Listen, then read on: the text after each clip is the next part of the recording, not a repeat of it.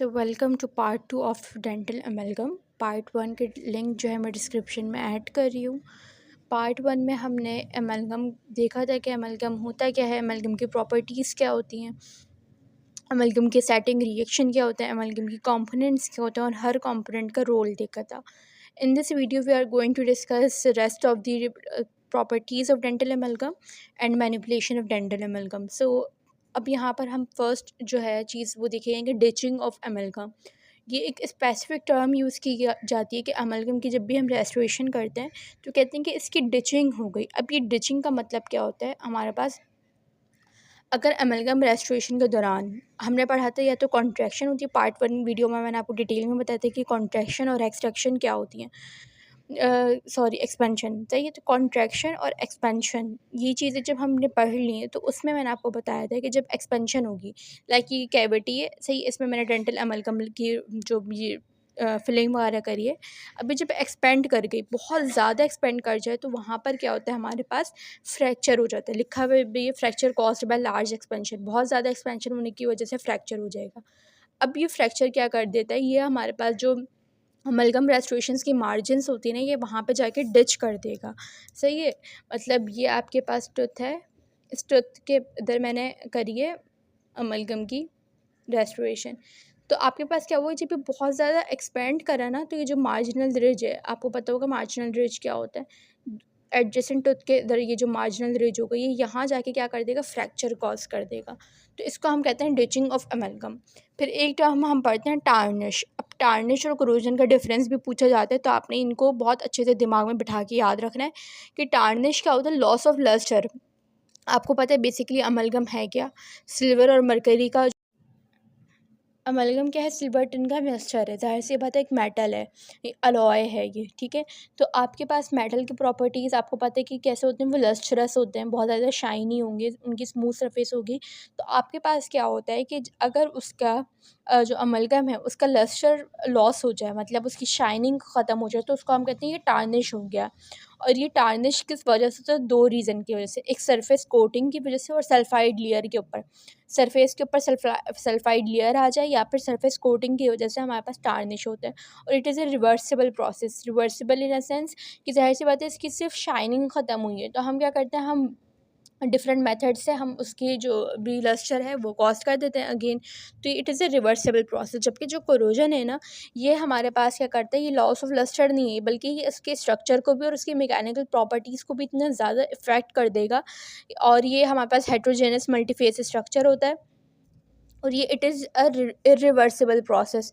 Irreversible in a sense, ज़ाहिर सी बात है जब इसकी मैकेनिकल प्रॉपर्टीज़ ही बिल्कुल ख़त्म हो गई हैं, इसका स्ट्रक्चर ही बिल्कुल ख़राब हो गया, तो आपके पास इसको हम दोबारा से ठीक नहीं कर सकते, हम चाहे कितने भी तरीके अपना लें, तो it is a irreversible process. तो अगर टार्निश और कोरोजन का डिफरेंस पूछें तो आप यहाँ से ये बता सकते हैं।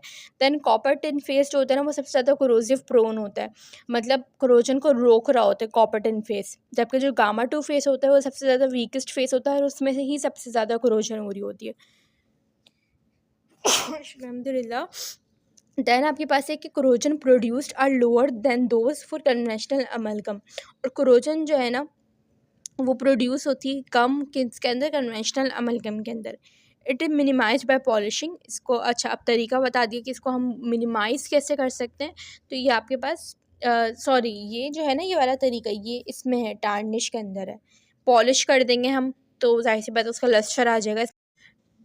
फिर एक चीज़ यहाँ पे देखते हैं एडिशनल कि कॉपर इनरिच्ड अमलगम हमें क्या क्या देता है। तो कॉपर इनरिच्ड अमलगम जो होता है ना, ये हमारे पास कोरोजन प्रोन फेस देता है, मतलब कोरोजन उसके अंदर कम होती है, डिचिंग भी कम होगी, और जब डिचिंग कम होगी तो मार्जिनल लीकेज भी कम होगी, मतलब फ्रैक्चर नहीं हो रहा तो कोई मार्जिनल लीकेज नहीं हो पा रही। तो कॉपर इनरिच्ड अमलगम जो होती है ना हमारे पास, वो ज़्यादा अच्छी होती है as compared to conventional amalgam.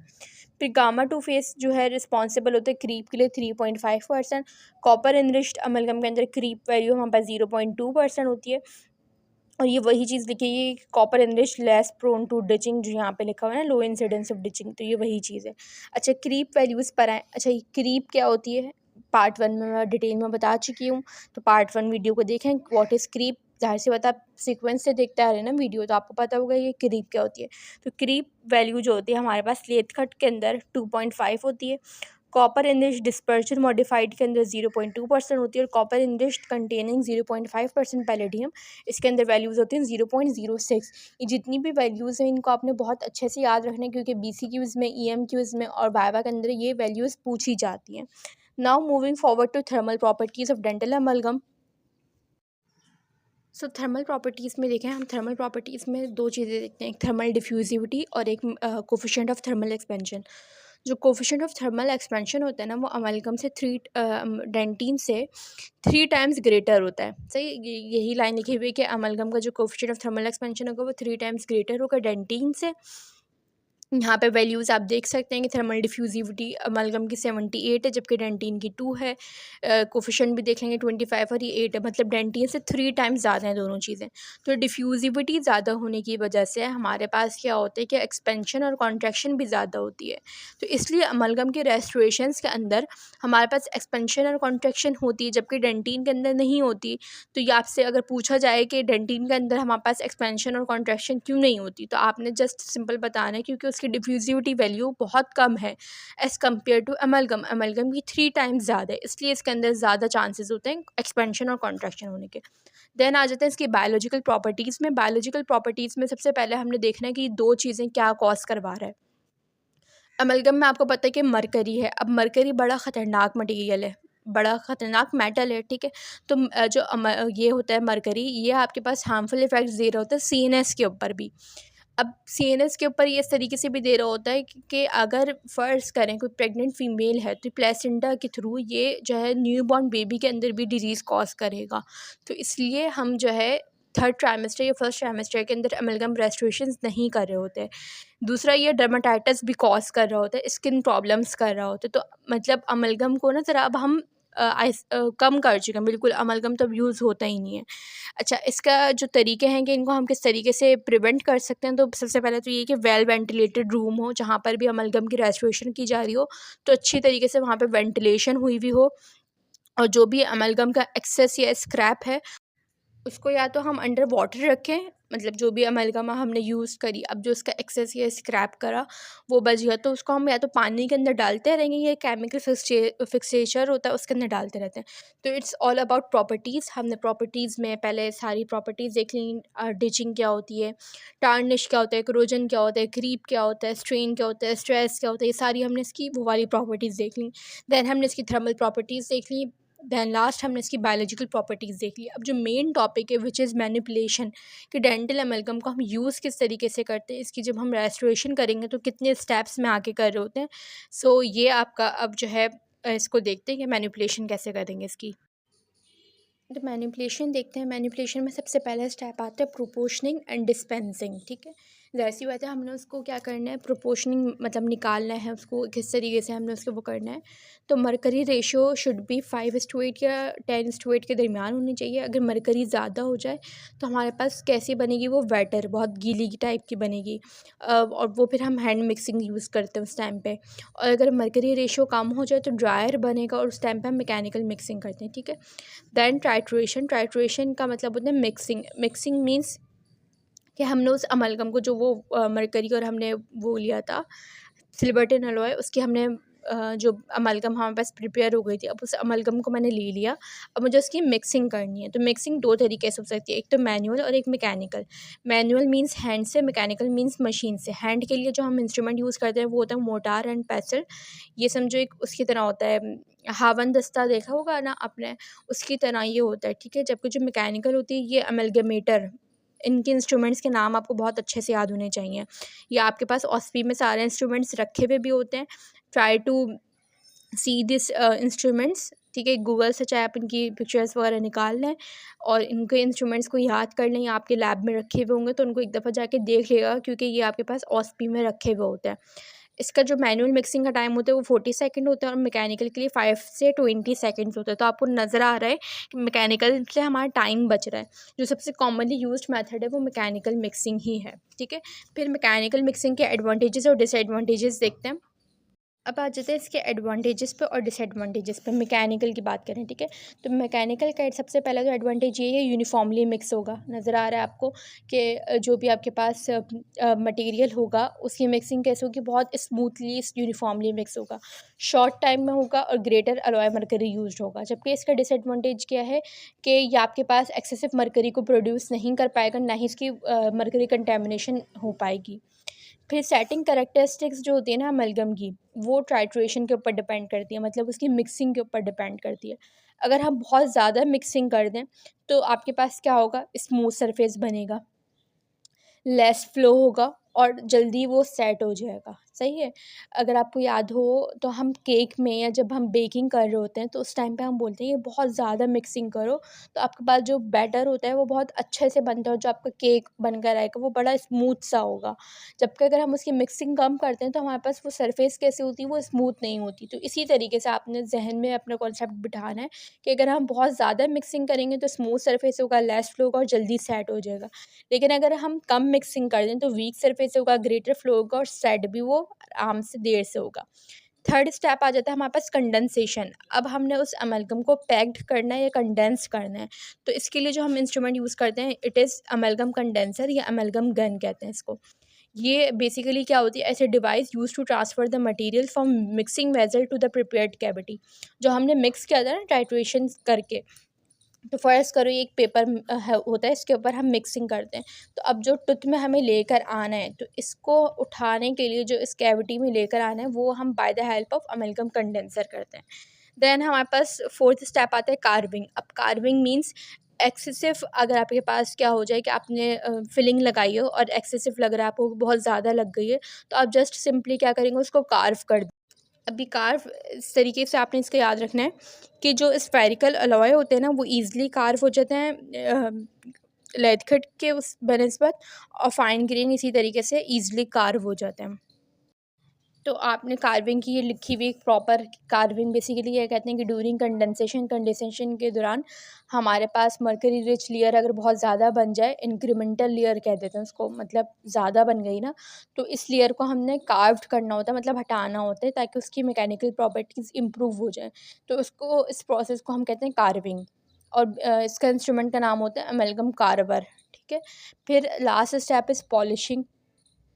Polishing किस लिए करते हैं हम, लस्टरस सरफेस के लिए करते हैं, मतलब उसके ऊपर शाइन आ जाए और कोरोजन ना हो। अच्छा, उस वाले टॉपिक पर जो टार्निश और कोरोजन का मैं बता रही थी, वहाँ पर शायद मैंने मिक्स कर दिया था कि पॉलिशिंग मैंने बताया था कि उसके लिए टार्निश के लिए यूज़ करते हैं, पॉलिशिंग हम करते हैं कोरोजन को प्रिवेंट करने के लिए। तो अगर हम अमलगम के ऊपर लास्ट स्टेप में क्या करते हैं, आखिर में आकर हम उसकी पॉलिशिंग कर देते हैं, जिसकी वजह से हमारे पास क्या होगा कि पेशेंट को अगर हमने अमलगम रेस्टोरेशन लगा दी तो ऐसा ना हो कि उसके मुँह में कोरोजन हो जाए, तो हमने उसको पॉलिश करके प्रिवेंट कर दिया, या फिर उसको हम शाइनी सरफेस प्रोवाइड कर देंगे। 24 घंटे बाद हम ये करते हैं, पेशेंट को हमने यहाँ तक स्टेप्स करे कार्विंग तक, उसके बाद आखिरी स्टेप के लिए हम बोल देते हैं कि आप 24 घंटे बाद आइएगा, हम जब आपकी पॉलिशिंग करेंगे। जो इनिशियल पॉलिशिंग स्टार्ट करते हैं वो मल्टीफेक्टेड बर्ड्स से करते हैं। दैन जो हम मटेरियल यूज़ करते हैं वो pumice and glycerine, zinc oxide alcohol के अंदर और सेरिक ऑक्साइड वाटर के अंदर, ये भी आपके पास आते हैं वाइवा में। सो यहाँ तक हमारे पास मैनिपुलेशन कंप्लीट हुई है अमलगम की। ये 5 स्टेप्स में जाके हम अमलगम रेस्टोरेशन करते हैं। यहाँ पर कोशिश करिएगा मैनिपुलेशन वाला जो प्रोसेस है, मतलब जो स्टेप्स हैं अमलगम के, उसको आप कोई एनिमेटेड वीडियो देख लें यूट्यूब वगैरह पर, या फिर आप कोई जो है करते हुए देख लें, तो आपको एक दिमाग में एक इमेज बैठ जाएगी कि किस तरीके से इन 6 प्रोसेस को हम अप्लाई करते हैं। ठीक है। फर्स्ट स्टेप में आपको बस दिखाया कि एनामल और डेंटिन है, पल्प है। सेकंड स्टेप पे हम मैट्रिक्स बैंड लगा देते हैं। मैट्रिक्स बैंड आपको पता है कि मतलब जिस दाँत पर आपने काम करना है सिर्फ उसको हम जो है वो रखते हैं, बाकी सारे वो हो जाएंगे। दैन हम अमलगम कंडेंसर से अमलगम को उसके अंदर डालेंगे, कंडेंस करेंगे। फिर डी स्टेप में देखें कि एक रिच लेयर बन गई अमलगम की, तो इसको हम क्या करेंगे, ई स्टेप पर देखें अमलगम कार्वर से हम इसको कार्व कर देंगे। दैन एफ बॉल बर्निशर है, जो कि इसको हम क्या करने के लिए, पॉलिशिंग के लिए यूज़ कर रहे होते हैं। सो ये आपके पास जो है 6 स्टेप्स हैं, सॉरी 5 स्टेप्स हैं। Proportioning and dispensing, condensing, titration, condensing, then carving and last one is polishing. तो इन 5 स्टेप्स में जाके हमारे पास मैनिपुलेशन कंप्लीट होती है डेंटल अमलगम की। फिर आ जाएँ आपके पास, अब ज़ाहिर-सी बात है कुछ ना कुछ डिसएडवांटेजेस तो होंगे अमेलगम के। तो आपके पास अमेलगम के जो डिसएडवांटेजेस वो होते हैं, वो होते हैं कि क्रीप हो जाता है इसके अंदर, टार्निश हो जाता है, मतलब इसका शाइनिंग ख़त्म हो जाएगी, कोई एडिशन नहीं होती है इसके टूथ से ना, मतलब ये ईज़िली रिटेंशन इसकी बहुत वीक होती है। तो रिटेंशन ने बताया हुआ है कि फिर किन प्रोसेस से हम इसको रिटेंट करवाते हैं टूथ से। डिलेड एक्सपेंशन हो जाती है और एस्थेटिकली भी बहुत वीक होता है। अब ज़ाहिर-सी बात है, आपको पता ही क्या है, ये आपके पास मेटल है, अब मेटल तो किस अपीयरेंस के, ग्रे अपीयरेंस के, और टूथ हमारे पास किस अपीयरेंस के, वाइट अपीयरेंस के। अब वाइट धातु पर हम ग्रे अपीयरेंस के कोई रेस्टोरेटिव मटेरियल लगा दें तो आप खुद बताएं कि आपको दांत अपने कितने बुरे लगेंगे। तो इसलिए इसकी एस्थेटिक इतनी ज़्यादा वीक होती है और इसकी इतने सारे डिसएडवांटेजेस होते हैं कि अब हमने अमेलगम को यूज़ करना छोड़ दिया है। लेकिन ये चैप्टर इंक्लूड है, इसलिए हमने इसको पढ़ा है कि भाई अमेलगम क्यों यूज़ करते हैं, क्या इसकी प्रॉपर्टीज़ होती हैं। देन हमने यहाँ पे पढ़ा ना कि एडिशन नहीं होती है टूथ से, नेचुरली कोई भी रेस्टोरेटिव मटेरियल होता है वो ईजिली एडहियर कर जाता है, जबकि अमेलगम नहीं कर पाता। तो हमें अमेलगम की रिटेंशन के लिए हमें ये 2-3 स्टेप्स इनको करना पड़ता है। या तो हम स्मॉल कैविटीज़ बना देते हैं जिसको हम अंडरकट्स कहते हैं, या तो पिट्स एंड फिशर्स बना देंगे, मतलब थोड़े से आपको पता है ग्रूव्स टाइप के बना देंगे, स्मॉल ग्रूव्स, ताकि ईज़िली अमेलगम उसके अंदर रिटेन हो सके, या डेंटिन पिन्स बना देते हैं, या जो मोस्ट रीसेंट इनोवेशन है ना रिटेंशन के लिए, वो हम एक्टिव एडहेसिव रेज़िन यूज़ करते हैं।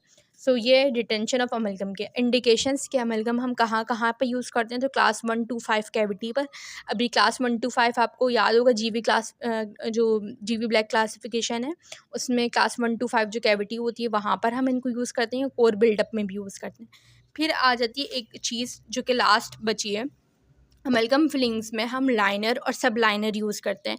ये टॉपिक वैसे तो हम देखते हैं ये आपके पास वैसे तो उसमें आ जाएगा सीमेंट्स वाले चैप्टर में, लेकिन हम यहाँ पर देख रहे हैं कि अमेलगम फिलिंग में हम लाइनर और सब लाइनर यूज़ करते हैं। जो बेसिकली आपके पास लाइनर होता है ना, वो आपके पास सीमेंट होती है कैल्शियम हाइड्रोक्साइड, सॉरी, लाइनर आपके पास होता है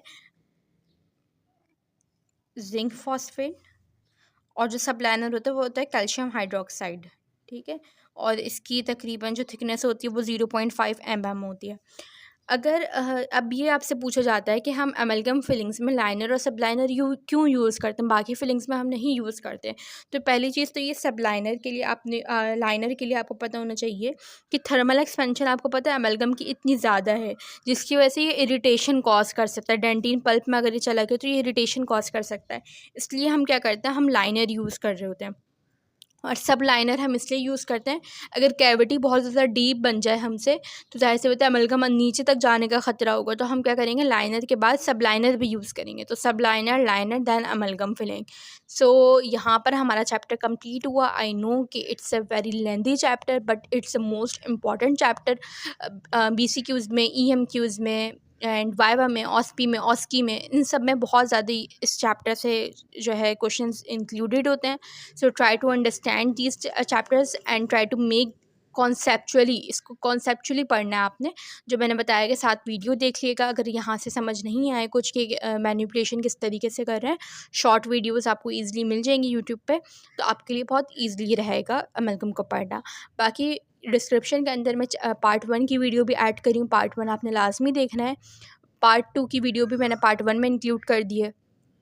फिर मैंने डिस्क्रिप्शन के अंदर मैं ऐड करी हूँ डेंटल मटेरियल्स गाइडलाइंस ग्रुप का लिंक, सही है, जो कि ग्रुप मैंने बनाया हुआ है, व्हाट्सएप ग्रुप है, फ्री है, उसके अंदर कोई, एंड उस ग्रुप के अंदर हम पास्ट पेपर्स शेयर कर रहे होते हैं, पास्ट पेपर्स की प्रैक्टिस कर रहे होते हैं। टेस्ट मैं असाइन करती हूँ वीक के, ये टॉपिक्स बता दिए कि इस वीक बेसिकली हमारे पास संडे को टेस्ट होता है। 4 टॉपिक्स हो गए, 5 टॉपिक्स हो गए, संडे को हमारा टेस्ट होता है। साथ साथ आपके क्या होगा, प्रैक्टिस होती रहेगी क्वेश्चंस की। दैन जब हमारा पूरा सिलेबस कंप्लीट हो जाएगा तो हम एक वाइवा सेशन रखते हैं, 2 वाइवा सेशंस होते हैं, ताकि आप लोगों को बिफोर एक्सटर्नल आपको वाइवा का एक्सपोजर हो जाए कि वाइवा किस तरीके से दिया जाता है, किस तरीके से क्वेश्चंस किए जाते हैं। तो it's a free of cost group, आप इज़िली वहाँ पे ज्वाइन करें, डिस्क्रिप्शन में लिंक ऐड कर रही हूँ। And most important thing is कि अगर आप न्यू हैं तो सब्सक्राइब करें चैनल को। जितनी मेहनत से मैं पढ़ा रही हूँ, आई नो कि इतनी मेहनत से आप लोग पढ़ भी रहे होंगे, लेकिन अगर आप इसको सब्सक्राइब कर देंगे चैनल को और अपने दोस्तों के साथ मज़ीद शेयर करेंगे, so it I will be thankful for you. So अल्लाह हाफ़िज़।